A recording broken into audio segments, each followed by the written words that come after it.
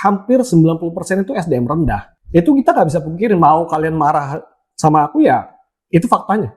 Fokuslah terhadap pengembangan value yang kita miliki. Jadi kalian tidak akan bisa mengontrol apa yang kalian tidak bisa kontrol, seperti omongan orang, seperti penilaian orang terhadap kita.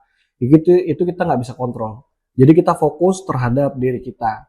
Apa sih yang mau kita raih di masa depan?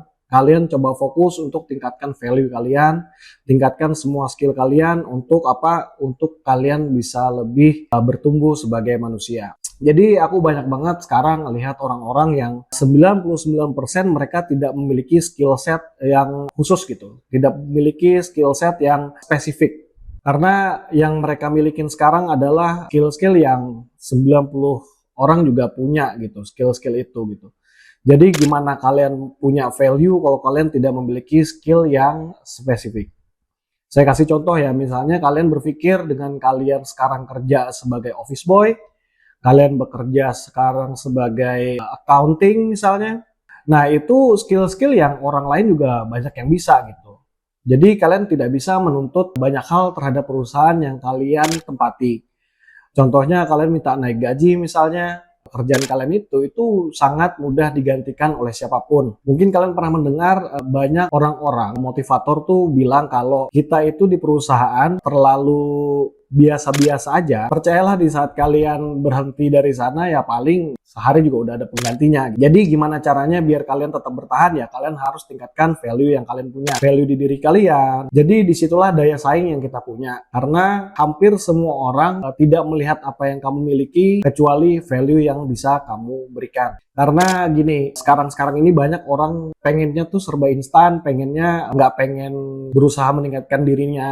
Mereka malah pengennya selalu dapatnya, bisa nggak ya aku diajakin sama si A nih untuk jadi manajer di tempatnya dia. Sedangkan kalian tuh nggak punya skill set sama sekali untuk manajerial gitu. Nah itu nggak bisa teman-teman. Karena apa? Karena orang-orang di sana pun pasti berani membayar kalian mahal sesuai dengan value yang kalian bisa berikan. Nah, kenapa sampai hari ini aku selalu tingkatin skillku, walaupun ibaratnya aku udah bisa di desain, udah bisa di banyak hal lah ya. Nah, aku tetap tingkatin terus karena aku ngerasa di era sekarang ini, di era teknologi yang sangat maju ini, persaingan itu akan semakin ketat. Musuh kita itu sekarang bukan per individu ya, tapi lebih ke artificial intelligence atau yang biasa teman-teman sebut itu AI. Nah, sekarang teman-teman bahkan ya di industri Web3 atau di kripto, aku biasa melihat project-project yang dibuat di luar sana itu udah sangat canggih. Kalian bisa lihat misalnya di Twitter. Jadi sekarang sebenarnya narasi-narasi di kripto misalnya yang lagi hype apa sih? Nah, sekarang yang lagi hype itu kan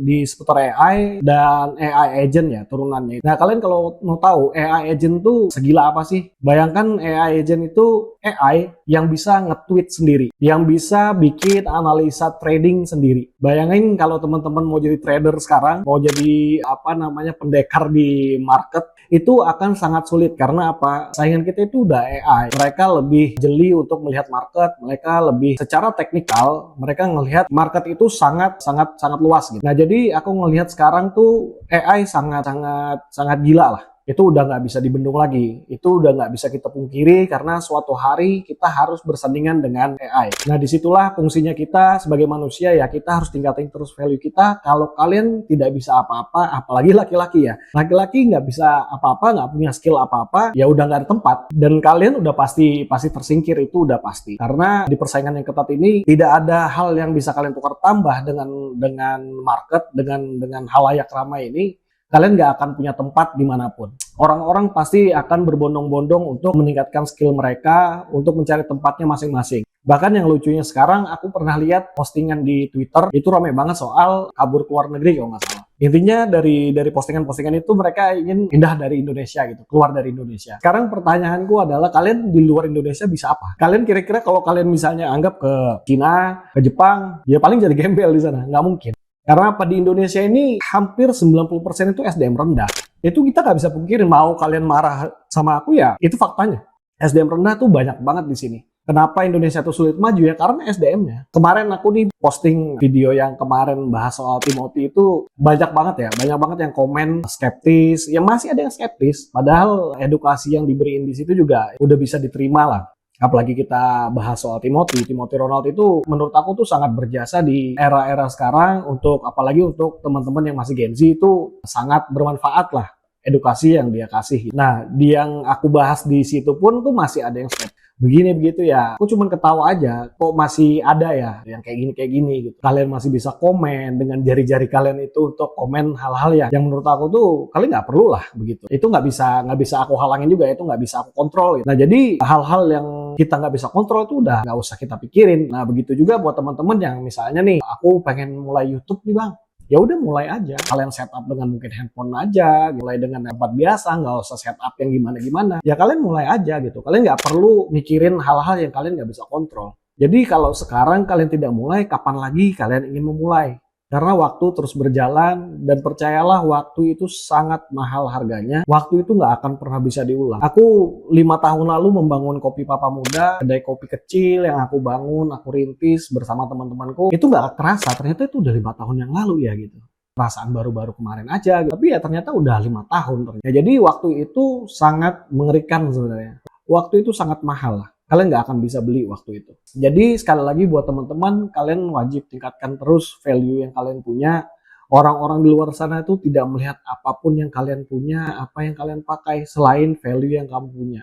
Kamu misalnya contoh kamu bisa editing, ya kamu bisa aja tiba-tiba chat aku di sini, chat segala macam, bang aku bisa bikin editan lebih bagus. Wah coba, kalian tuh nggak bisa menawarkan diri kalian untuk sesuatu hal yang lebih tanpa kalian bisa memberikan hal yang serupa gitu. Kalian nggak bisa kalau tanpa ada tukar tambah. Kalian nggak bisa tiba-tiba ujuk-ujuk datang, tiba-tiba minta kerjaan dengan skill yang kalian nggak punya, skill-skill yang kalian cuma punya seadanya. Kalian cuma bisa anggaplah, saya cuma accounting gitu, atau cuma bisa nyetir misalnya. Mau jadi apa? Mau jadi supir. Sedangkan di Cina itu udah nggak ada supir. Bayangin aja. Nah, jadi teman-teman harus udah melek gitu. Makanya aku tuh sekarang banyak banget ngelihat di negara-negara luar ya, khususnya tuh Cina. Aku senang banget ngeliat di sana karena walaupun aku belum pernah ke sana, tapi aku kalau lihat dari video-video di YouTube, di mana-mana itu aku suka gitu. Negaranya maju banget, bahkan apa ya, sangat kelihatan gapnya antara yang biasa aja sama yang paling kaya gitu, itu kelihatan banget gapnya. Jadi apakah Indonesia bisa ke sana? Ya kita nggak ada yang tahu Indonesia bisa sampai sana. Tapi percayalah teman-teman, suatu hari kita akan bersandingan dengan AI, kita akan bersandingan dengan robot. Kalian harus siapkan